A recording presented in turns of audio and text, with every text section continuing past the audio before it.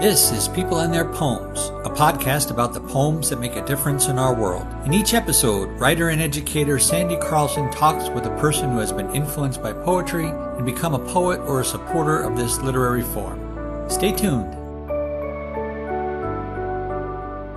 I trust that the poem will find a home. It'll find its place in the world. And there are so many people in the world with so many different perspectives, with so many different challenges and life experiences, that somebody is going to need that poem. Welcome to People and Their Poems podcast. I'm your host, Sandy Carlson, and I am deeply honored today to have with me Antoinette Brim-Bell. She is Connecticut's 8th State Poet Laureate, and she is also the author of 3 full-length poetry collections: These Women You Gave Me, Icarus in Love, and Psalm of the Sunflower. She is a Cave Canem Foundation Fellow and an alumna of Voices of Our Nation's Arts Foundation. Welcome, Antoinette. Thank you for joining us today. Thank you for having me. So I've gotten to know you through your presentation with Billy Collins down at the Westport Public Library when he read from his new book, and also with some Connecticut Poetry Society and Poet Laureate events. Would you just introduce yourself as a poet to our listeners? Oh, wow. Yes. So if I had to describe myself as a poet, I would say that I am ever evolving and inquisitive. I am a lover of all things language, of the way words feel in your mouth to the way they sound in the air, the way people phrase them when they speak to each other, little bits of overheard language that sometimes is so beautiful you want to turn around and say to the person, you know, that should be a poem. So I came to poetry quite early, and I have often said that poetry is my first language. That's how I discern understanding and how I figure out how I feel about things and what I believe. You say you came to poetry early in life. About how old were you when you first maybe experienced a poem or realized a poem was developing inside you and was going to find its voice? At about 7, I think, is when I quote unquote discovered poetry. You know, I didn't have language for what might have been nursery rhymes or other forms of poetry earlier than that. But my grandmother used to send me books all of the time. And she sent me a book that had Langston Hughes's Dreams poem. And because the language was simple, I think it was easy for me to read for myself and to discern some type of meaning.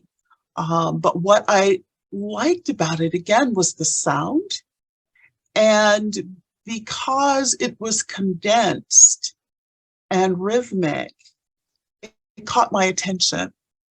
And that poem, of course, was Dreams. Would you like me to read it to you?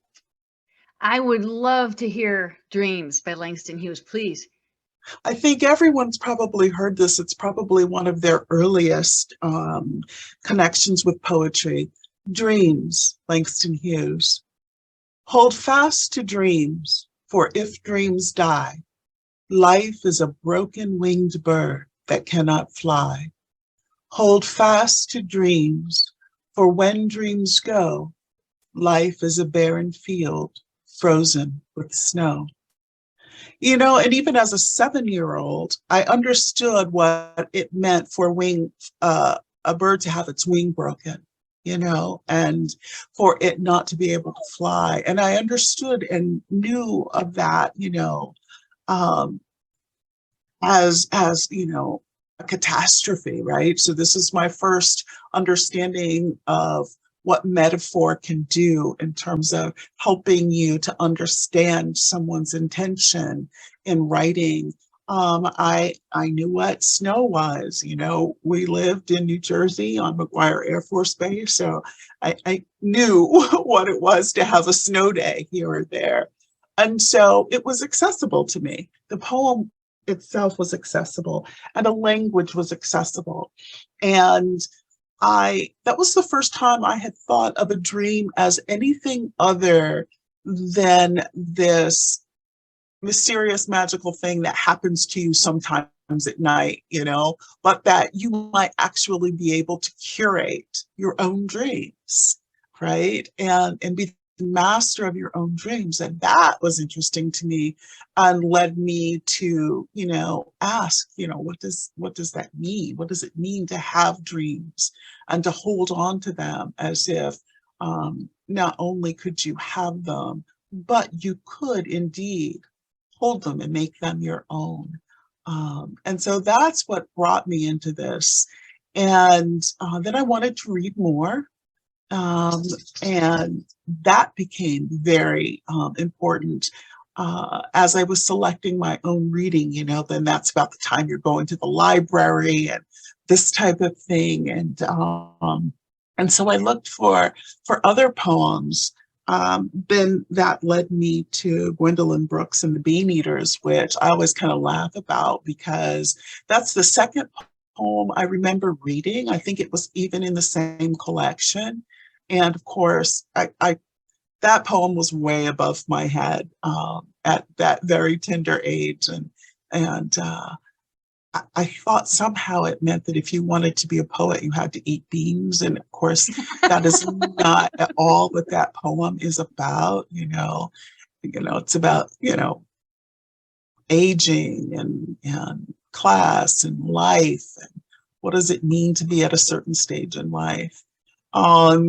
So it wasn't until I returned to that, of course, that particular poem, then as a college student, that I started to really delve into this thing called explication and try to ascertain, what the true intention of the poem might be, even though I think, we see poems still as we are and through our own lens and through our own experience. But then even now, as I think about that poem again, I think I see it differently because I'm a woman of a certain age. And I thought to myself this afternoon, as I was kind of preparing for our talk, maybe I need to write about what that poem meant to me, at 7, and then as a college student, and now as a woman of a certain age. But that's the long answer of how I got drawn into this thing called poetry.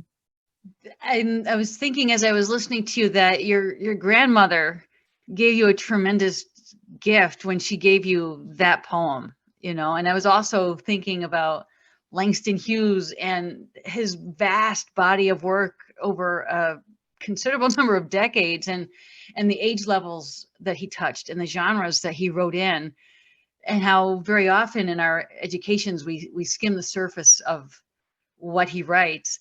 And sort of kind of paradoxically, when you read that brief poem, it's really, I hope our listeners take it as an invitation to explore Hughes more as well, because as you say, that those the felt experience of the poem as well as the lived one, and that bird is, can you be a bird if you don't have wings and you can't fly, and how we damage ourselves if we don't pursue our dreams, and what a gift to receive from your grandmother. Was she an avid reader as well? Very much so. A very avid reader, and she wanted me to be too. And so I have many books, even now, looking up in my library. A long time ago, back in the day, they had these things called encyclopedias. And I kind of make a joke about that because when I talk to my students and say, my grandmother gifted me 2 sets of encyclopedias that were strictly about African-American history. It's like, an encyclopedia? And I was like, yeah. And people, that was their job. They actually went around, knocked on people's doors, and other people let perfect strangers into their house. and bought series of books from them. But yeah, so she gifted me a lot of books. I did a lot of reading. I fell in love with language very, very early. And I think, yeah, she set me on the course for my life, you know, by gifting me those books so early and starting me on my way. And another thing I do want to say about Hughes is that sometimes I think people will look at a short poem and they think it's just simple, right? It's just very surface and it's very simple. And then they hurry on to something else that they think is much more complicated and complex. And I think that sometimes we need to sit with the shorter poems. And you mentioned me being in conversation with Billy Collins at Westport. And this last book of his, Musical Tables, is all short poems. And because I knew I was going to be in conversation with him, I read that book like 6 times, right? You know, I mean, come on, it's Billy Collins. And so I wanted to make sure I could talk intelligently with him about his book. And when we were talking, you know, before we went on stage, he said, "You really did read this book, didn't you?" I was like, "Yeah." But what brings me to bring up Billy Collins while we're also talking about Langston Hughes is the power of the short poem, even as a form, which is something that as soon as I finish the sestina that I've been working on for months, I will be playing around with this as a form and seeing if I can pare back my desire for long and lush lines. I just love lots and lots of language. And I think it will be, if nothing other than a good exercise for me, I think it will be very good for me to kind of pare back and distill down to the most succinct language. So next time you talk to me, ask me how that's going. We'll do for sure. Well, it's interesting, isn't it, when you play with a form or set some parameters that put limitations on your choices, your line length or your meter. The words start talking to each other and negotiating who's staying, who's going. And it makes me think of a line from Neil Gaiman's incredible book, View from the Cheap Seats. And he talks about stories and how stories have power. And he says, ignore them. Well, this is how he says they have power. Ignore them at your own peril. Stories have power. And the idea being that the stories we read, the poetry we read, as much as the lived experiences we have, make us who we are. And if we ignore any part of that, and so to recognize a style or a way of doing things and say, I'm gonna try something completely different and see where that takes me is really tremendous. So, Antoinette, we know that when you were 7, you were exposed to the marvels of Langston Hughes's poem, and that sort of set you on a road. What was your first poetry writing experience like? What was that like? It was shortly after I, and of course I'm doing the air quotes, discovered Langston Hughes. Christmas rolled around and I got a little blue plastic typewriter with little plastic white keys as a Christmas gift. And it's really interesting. I don't know why I would have gotten that for Christmas, other than it was just meant to be, because those were where I first wrote my little poems with my 2 little index fingers, you know, and watching the little key come up and actually strike the ribbon and thinking that was just so cool. I don't know what happened to those. I had a little notebook for many, many years, and then in a recent move, it was lost.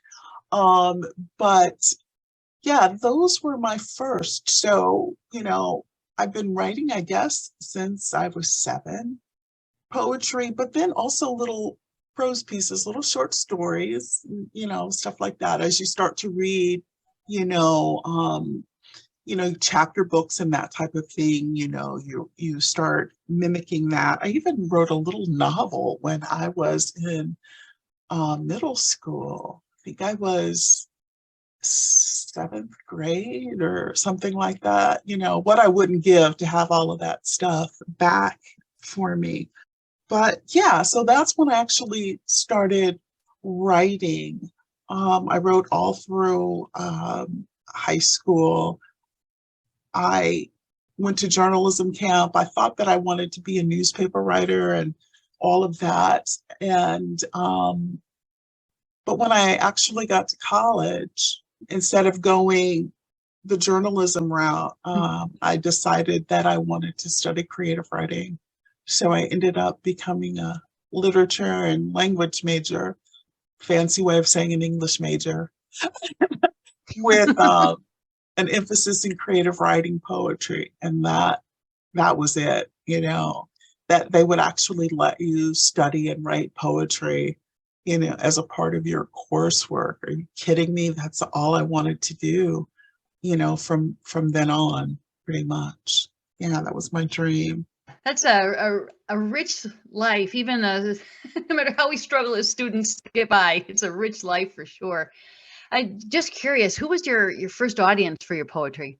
I would say teachers, whether it was in grade school or middle school, when you would have the opportunity to do those types of assignments. I think every little kid ends up writing a haiku somewhere in elementary school. And yeah, and then as you're reading and writing on your own, I think most of my stuff was, just kind of squirreled away in my desk. Then college, it was, the workshop, Yes. Everyone is scrutinizing your work and scribbling all over it. Yeah, and then you get published in your school journal, and you feel like you're big time, Yeah. and that's a wonderful moment. I have that around here somewhere in my 80 billion books that I have here at home. That was the start of all the rich life that is a writing life. So how do we go from writing in college and during workshops to the poet laureateship? What has that journey been like? I'm just curious if you could just kind of speak to that experience and what it's like to be in that role now. Wow, when I started out, I couldn't see this far. You're young and you're just writing and you think, oh, I'm going to write. And then when I decided to do my MFA program, and I was writing, I was thinking, okay, there is a way that I can sustain a writing life. And one of the ways, of course, we tend to do that, some of us, is to go into academia and then write while we're teaching and all of this. But the funny thing about it, when I went to my MFA program, I don't even really know that I was even thinking about academia at that time as a career. When you go around the circle, when you're first there and you're introducing yourself to your cohort, I said, all I want to do is write a good book. That was my great aspiration. I want to write a good book. And of course, through that process, you learn a lot about yourself. And I think that's when I realized that the life I wanted to construct for myself went beyond just writing a good book, but was going to be an artist's life, a writer's life. At that time, I had 3 small children. And my 15-year marriage was coming to an end, and so that's pretty much what that first book was about. And I guess it was a good book because it got published. and people read it, and I didn't really think much about audience at that particular Mhm. time. I figured you wrote your book, and you just put it out into the world. But what I've since come to learn is that you write your book, you put it out into the world, and it finds its audience. And I think I came to understand that because I got a lot of emails back from women who were also going through that big change in their life, and and they felt seen, heard, understood, um, as as they were reading that book. And then I began to realize that, you know, even I had something that to say that others might need to hear or might want to hear. And that was an interesting revelation. So yeah, I did that, and then, I wrote the second book, and then the third, and I'm writing and researching because I love research. Just about every poem I've ever written, I've had to do a lot of research. I want to know, well, how many shades of blue are there? How many different, Yeah, what's yeah. exactly. What does this flower particularly mean? All of that. And that all gets pushed into the poem. And my first poetry teacher, David Kluhl, at Webster University, told us that you write for the careful reader. Yeah, I said, Antoinette, you write for the careful reader. Because he said I would oftentimes explain my metaphors. He Mhm. said, you said it perfectly right there. Why do you feel you have to come back in the next line and explain it? You write for you write for the careful reader. They'll trust your metaphor, trust your image, trust your language.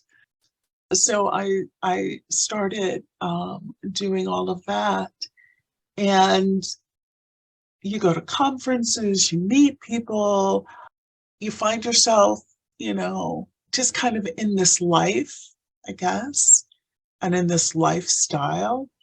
And then there comes an opportunity where someone says, hey, I'd like to nominate you for Poet Laureate. What do you think of that? And you stop and you look at all the things that you've done, and you're thinking, I've learned a lot about creating programming and events and teaching from my academic career. I've had a full and rich, life being a poet.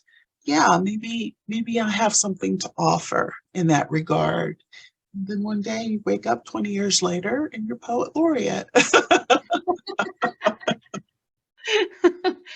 Well, you bring so much energy and love for the art form to the role. How do you see yourself in that role? What is your kind of mission over your tenure?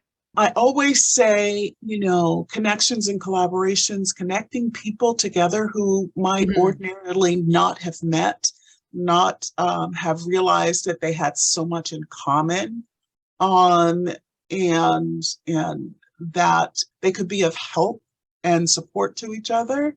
And collaborations, I, for a long time, wrote, almost in a very solitary type of way that a lot of us do. I mean, we might go to workshops, we might have writing groups, but the actual, I guess, writing ends up happening, quite alone.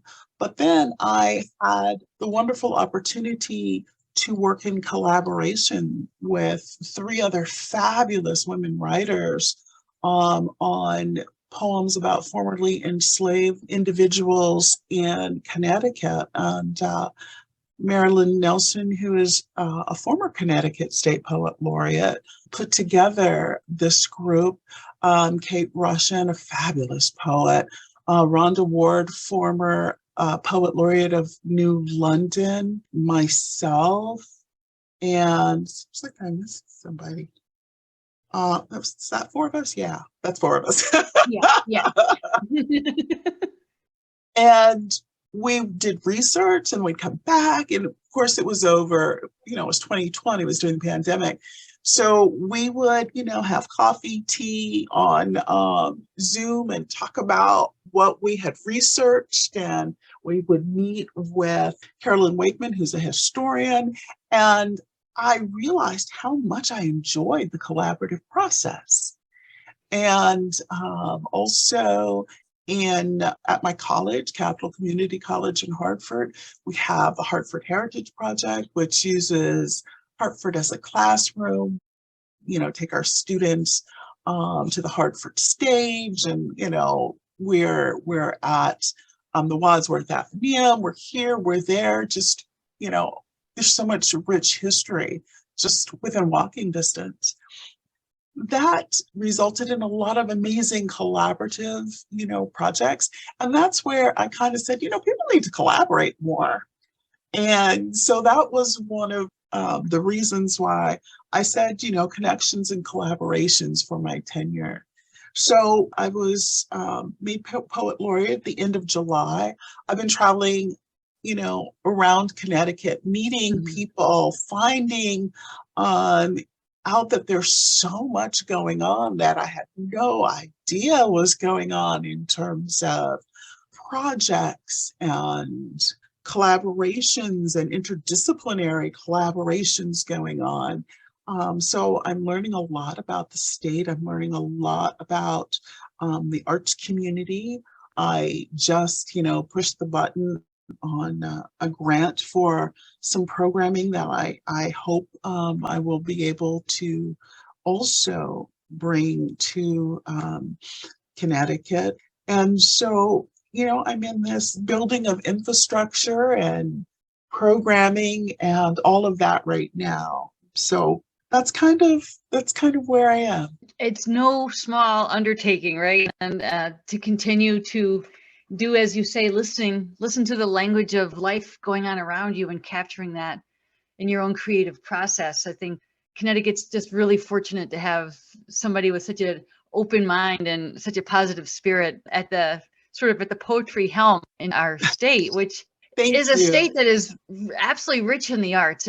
It's amazing what people are producing, and just the open mics that you just hop on and share your poem. I think Zoom has its drawbacks, and the pandemic was certainly no fun, but I think we've learned that we can make it a useful tool in our interactions. So, I mean, that's what makes it possible for us to converse on a work day. That is terrific. And really do appreciate the time and effort that you put into your poet laureateship and being present and available to people. And I just want to go back to something you said about audience that I just want to reinforce. It's such an interesting thing. I mean, I'm a public school teacher, and so much of what we tell our students at that level is think about your audience. Exactly. And just about every writer I've spoken to says that never an issue.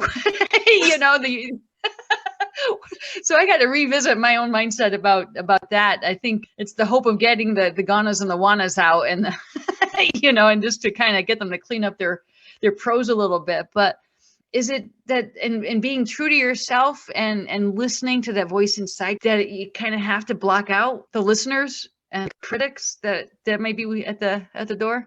Also, as an English professor, I'm along right there with you, telling my students, consider your audience. Who are you speaking to?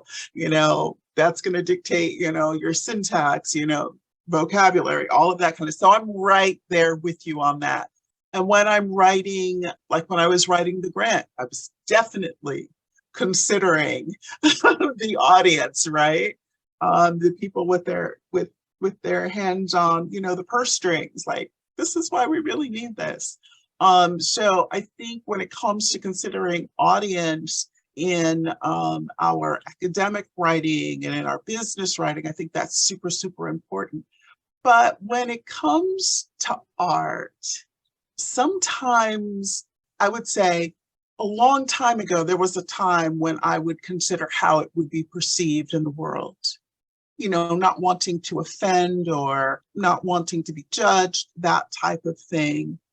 And then I just started telling myself, okay, just write the poem like no one's going to read it. And I would tell myself, you're writing this poem, but you're not going to send it out. And then by the time I got finished with it, then I was like, okay, I'm ready to let it go. And I would send it out into the world. I don't think so much about that now because I think, as I said before, I trust that the poem will find a home. It'll find its place in the world.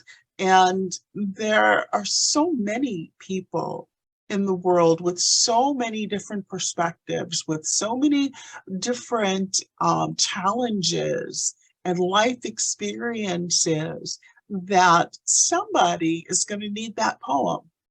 And I have to trust that somebody's going to need that poem. And the way I work, basically, I'm writing about whatever I'm interested in the moment. Someone says, oh, this is really interesting. There were these formerly enslaved people. Oh yeah, I think that's interesting. Let me check on that. You know, my second book, written about love, written on a dare. Hey, you know, you're the poet, you figure out what love is. I'm like, oh, okay, yeah, I'm interested in that.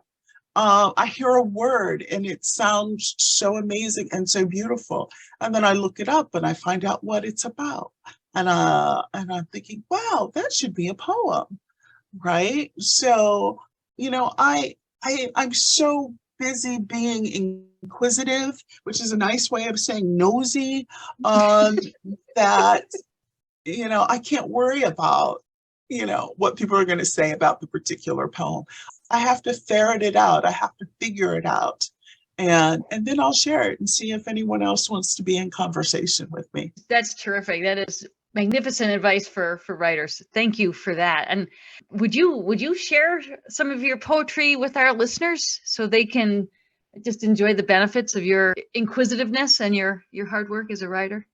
Oh, well, thank you for asking. I did choose a poem from some new work, or fairly new work, that I have been working on.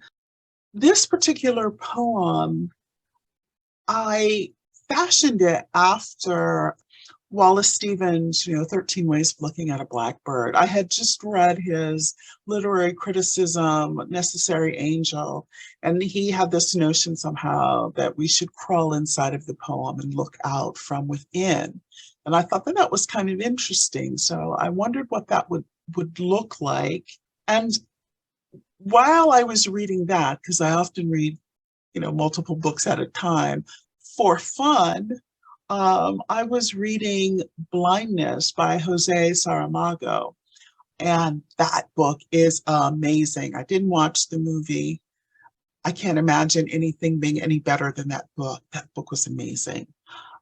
And so this poem begins with an epigraph from the novel.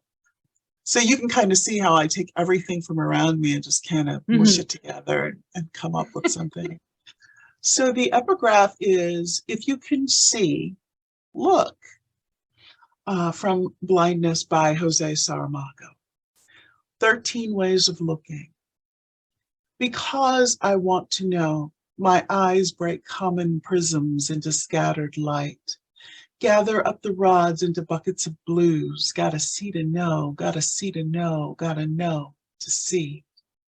Scaffolds of blues, gallows of light, built on 3 layers of tissue paper night, fill the cone with spotless second sight. Understand? Monochrome blind, one color allowed. Snow blind, white light to excess. Moon blind, nowhere to go, no path to follow. A man and his vision are one, just telling you what I know. Through a glass darkly, Hooke's microscope, Galileo's telescope, Benjamin's spectacles, a keyhole, an emerald, a glass of water. Nose smudges on the window, an anxious, steamy breath on glass, magnify the scope of hopeful, watchful eyes, waiting earnestly at the window. Left to right, right to left, the truth is written in dotted permutations, calligraphed characters, code, alpha to omega, on papyrus, rice, wood, stone. Trace the shadows with your fingers, your eyes, your lips. Big Mama was a seer, born that way, always knowing, could see the bitter winter coming in the glow of the firefly. Fish in her dreams could see sons and daughters in their mother's eyes. She saw sickness before it come in the color of skin and nails. Big Mama was a seer, saw death walking up the path, went right on out to meet it. Seeing has a lucid, inescapable rhythm. The drum of fingernails on a wooden table, a syncopated alternating heel and palm pound, a deeply held stare that bores deeper down with each heartbeat, with each swell of breath. The rhythm births a dance, the sway of inspection, introspection, a slow chin tilt, an eyebrow pinch, lifted gaze, lowered gaze, the understanding nod. There is no such thing as out of sight. What has been seen cannot be unseen. Epiphany ensues, peekaboo, when vision is clear, hide and seek, the bards of old I spy and philosophized with mine own eye. Even the blind see, in taps and touch, they do not fear the shadow's assault. Their ears grow wise, noses discern, tongues taste, tears on the air, take care, they can't be fooled. Light floods in a constant stream, even in darkness, light finds its way. Old folks call kids nosy, but they smile inside when they say it, 'cause nosy kids grow, see, look, know. Thank you.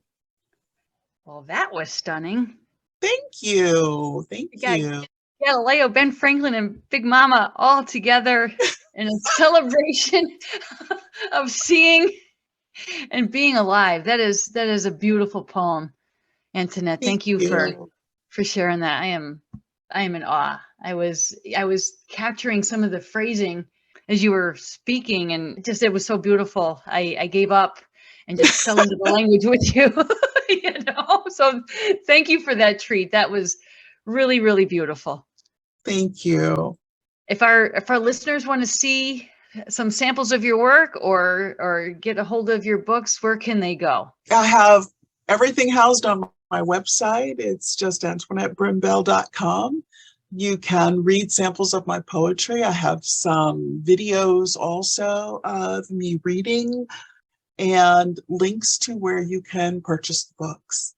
Super. And we'll have that information in the podcast notes. Your website is a work of art in itself, and a great way to get to know something about your poetry and your art.